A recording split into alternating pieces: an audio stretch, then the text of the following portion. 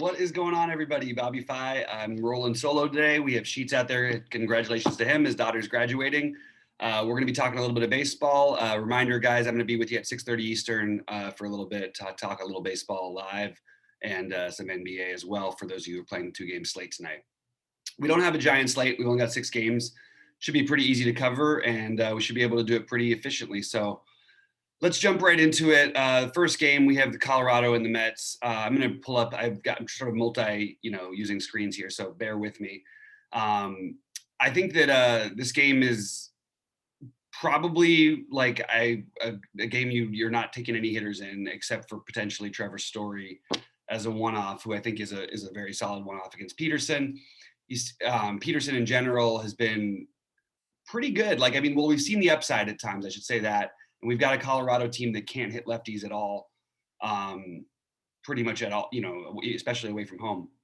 So in New York, in this game with the low total, I actually think on a different kind of slate, you could make an argument for Gomer as well. But there's other good pitching options. And I personally think, David Peterson is one of the guys who I'm considering using, probably one of my 4 favorite pitchers tonight. And that's pretty much all I have from this game, with the exception of Trevor Story as a one-off.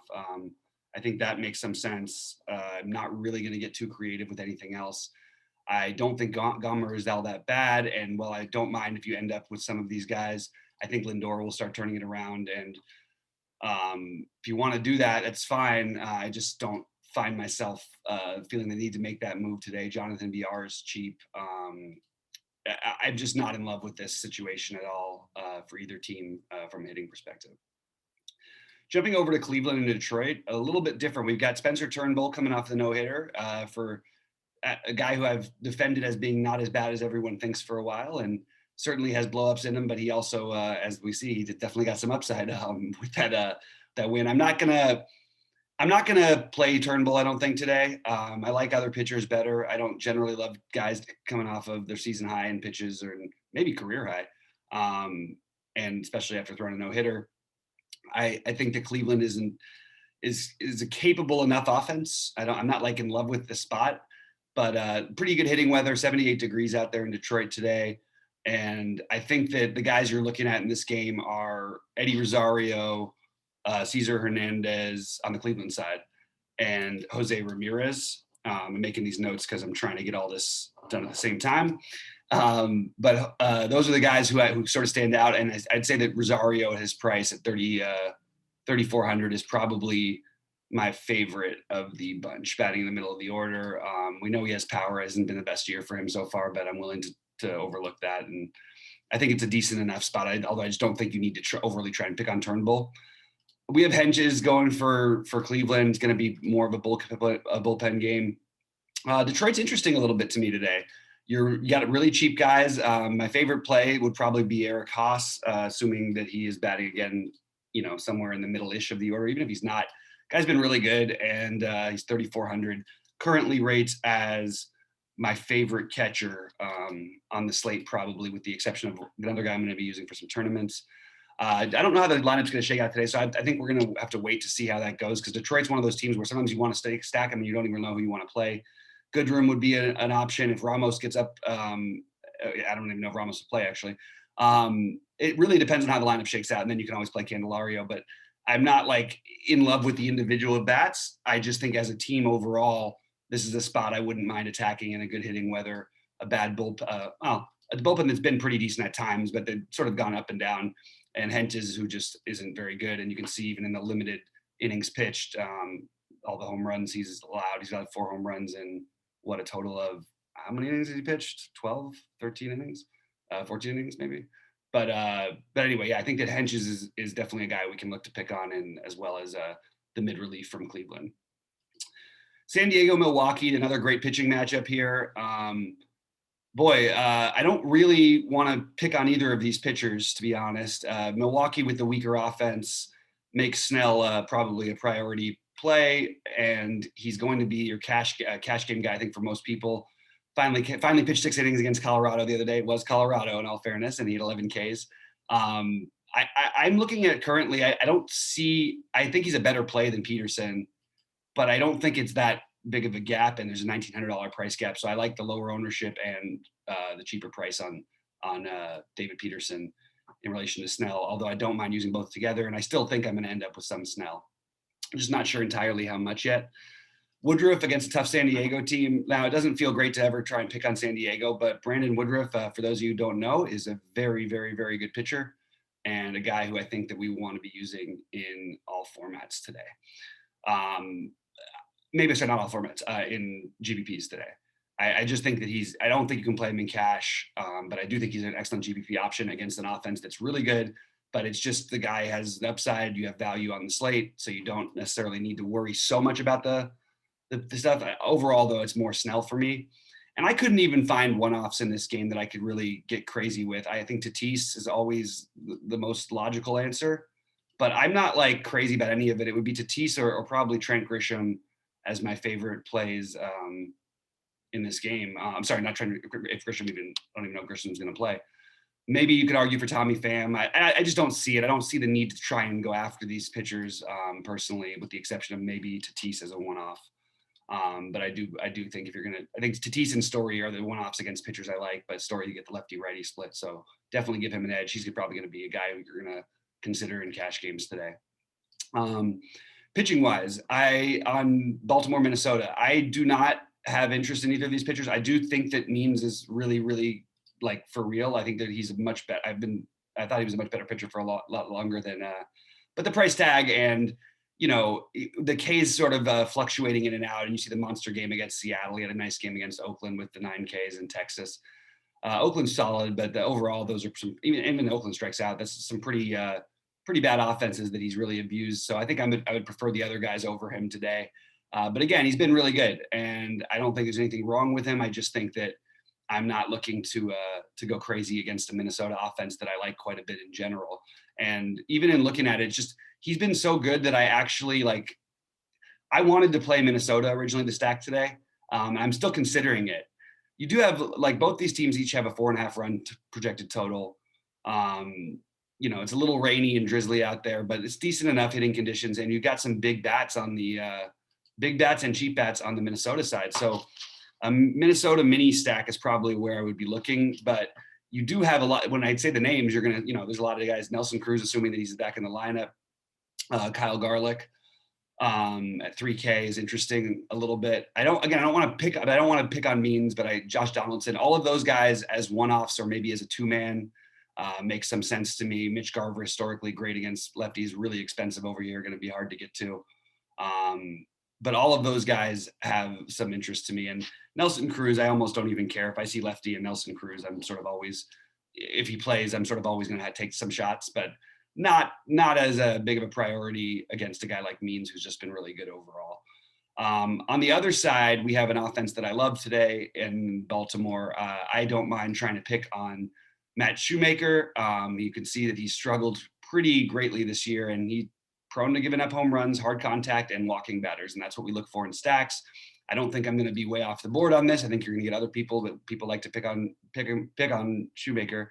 In general, always wanted lefties against him. Santander stands out as being a guy who you probably are using in cash. Mountcastle, I think, is a good tournament play, as well as Hayes and Mullins, depending on how the lineup shakes out. Of course, I don't know exactly what they're going to do. And then Trey Mancini is my favorite play. Abreu, I think, might be the more popular one today at first base. So I think that you can get some, lower ownership on a guy like Mancini, who, when he gets hot, gets real hot, and has been really good lately for a while, and having a nice season. The power's been there. You get the, Minnesota, decent enough hitting, and against Shoemaker, he's just a big priority for me. So I like the Baltimore side of this game, and they are one of my favorite stacks on the slate. I would put them ahead of Detroit, and right near Chicago. Minnesota is on the other side of this game. Again, very interesting as a mini stack, but I don't think you want to fully try to pick on Means too much. We haven't seen that work out really well in this season, and I don't think you're going to. I think you're going to see it happen less often than you'd want. Lance Lynn and Kim in the St. Louis Chicago game. It's, by the way, I always hate doing these things, solo. I really always have been better going back and forth with somebody. So I'm going to try and we got a special guest coming in tomorrow for the live one. But I'll try and get somebody else to come do some of these videos with me because it's it's not as much fun to not have the interaction. But Lance Lynn and Kim, I have no interest in Kim, and I think this is your chalky-ish stack is what I'm initially going to guess, and I think it's for pretty good reason. I mean, maybe I'm wrong about that. It's things could still change. It's early in the day, but I do like. I do think Lance Lynn is in play. I'm wondering where the ownership ends up on him. He's been awesome, good against righties. You got a righty filled lineup, pretty, just a pretty good spot. I do always like to play the catcher if he used to catch the pitcher. You guys know that's my thing. Molina's having a really good season again, and I think he is an interesting one-off to take against Lance Lynn, but I will not be stacking St. Louis. I will be stacking against Kim, and Kim actually has some decent stuff. What worries me here is just the White Sox have just destroyed lefties, and it's really shouldn't stop. I mean, they're missing even without their, they didn't have Jimenez, they didn't have Luis Rivera this season. They've still been crushing lefties, and it starts with this man, Jose Abreu, Bobby Abreu. I almost said, but I mean, you got to love Abreu here. It's a great time, a great guy to play anytime you get a lefty. Anytime you have a righty, I mean, look, he's a great guy on the short game slate, and he's probably the main first baseman people will be using. I like Mancini as the pivot, and it's going to be hard to talk me out of playing some Tim Anderson, even though he's expensive. He is currently my favorite shortstop, and I'm hoping some other people maybe don't go there because the price. Maybe they want to. I mean, I don't know if they want to pick on Woodruff with Tatis, so I'm really interested to see where it ends up. I think they're going to play him too, but my favorites are Anderson and Abreu. It does get a little bit weird after that because there's nobody like. I know Madrigal hit one home run. He's now got one in his career, right? He didn't another one while I was gone. Yeah, he's got one for his career. Okay. Moncada generally better left-handed, but I think he's a completely reasonable price. Hasn't been hitting with as much power this year, which is a little bit concerning. And then you could play Adam Eaton in the lefty, and again just see how the lineup shakes out with Mendick and all that stuff because I'd like to. I wouldn't mind going down and paying that price. For Mendick at short and doing something different, or maybe playing him in the outfield and using Anderson at short. I don't love, it's not like this guy's a monster or anything, but he does have more power and he's a better GPP play in general than Madrigal, even though Madrigal, I've never known how to pronounce his name. That's higher in the order generally. So definitely the Sox are a stack. I think Baltimore, I'm hoping is lower owned because I don't mind going over there, and I know more who I want to fill it out with. It's pretty obvious the guys in the White Sox, and they're going to be pretty popular. So, all right, jumping to the last game of the night, Seattle and Oakland.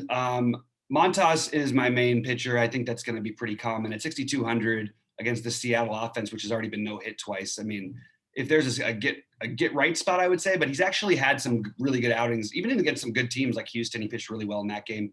Forgive him for the Dodgers. That was though, the Dodgers were red hot then and they were healthy. I'll forgive that one. I'll forgive a tough Tampa Bay team who actually has been, they can strike out, but he didn't, he fluctuates, but he's 6,200. I mean, what's that? That's the point, right? You know what I mean? He's 6,200 and it's too cheap. I'm not saying you need to, you can't just spend up on pitching, but Montas has every bit as good a chance probably to be the, one of the top three scoring pitchers on the slate as anybody, except for maybe, would it be Woodruff, Snell? I think Montas is right in there with these guys. And I think that, Lance Lynn you could throw in or Peterson, but those are the guys I'm considering. I don't like in general picking on Kikuchi just because I think that he's really good or just a lot better than everybody else used to think he was. It was just every time he pitched, everybody would stack against him or pitch him at a really cheap price. I'm not really interested in playing him. Not really interested in the stack against him terribly.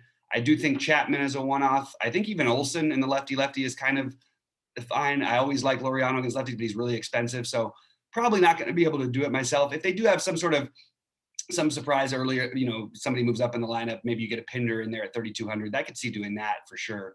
That's where I'm leaning here. And because I'm playing Montas, I'm not looking at so many of the Seattle bats, but I would say where you're not playing Montas, you can play Kalinick, you could play Kyle Lewis.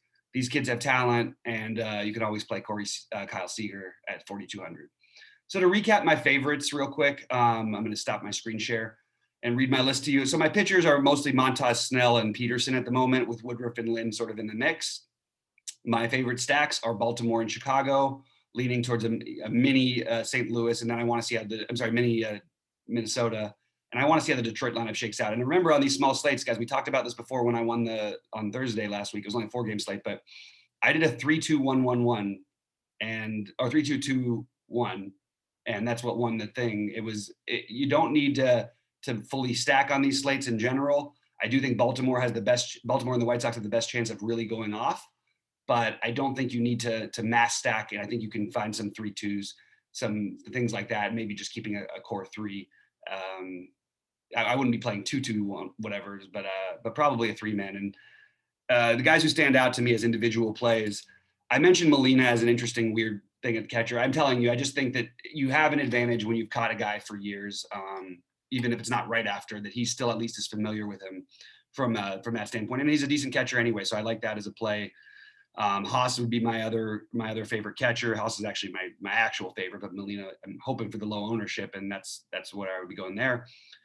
Abreu and Mancini at first base. Oh, I also love Mercedes. I forgot to mention him, assuming that he's, of course, everything's fine and he's in the lineup. I'm surprised I didn't mention him because he's my favorite catcher. So other than he's my favorite raw points catcher. Haas is the favorite for the value. Mountcastle, Mancini. I'm just sort of reading through the names. Austin Hayes, Trevor Story, Jose Ramirez, Nelson Cruz. Those are sort of the bats that have jumped out to me today. And I always love when I get to say my man Mancini, because that guy, he's been really, really good to me in DFS in general. I haven't played him as much this year, unfortunately, because he's been great. But he's a guy who I'll be very, very heavy on tonight. So hope everybody does well. Look forward to seeing you guys later at 6:30 Eastern. And yeah, let's have a great week, guys. Let's crush it. And we had some other members, Kenny Hyder, shout out, did really well in golf this week. And everybody seems to be doing pretty well. And if there's anything we could do to make you have a better experience, let us know.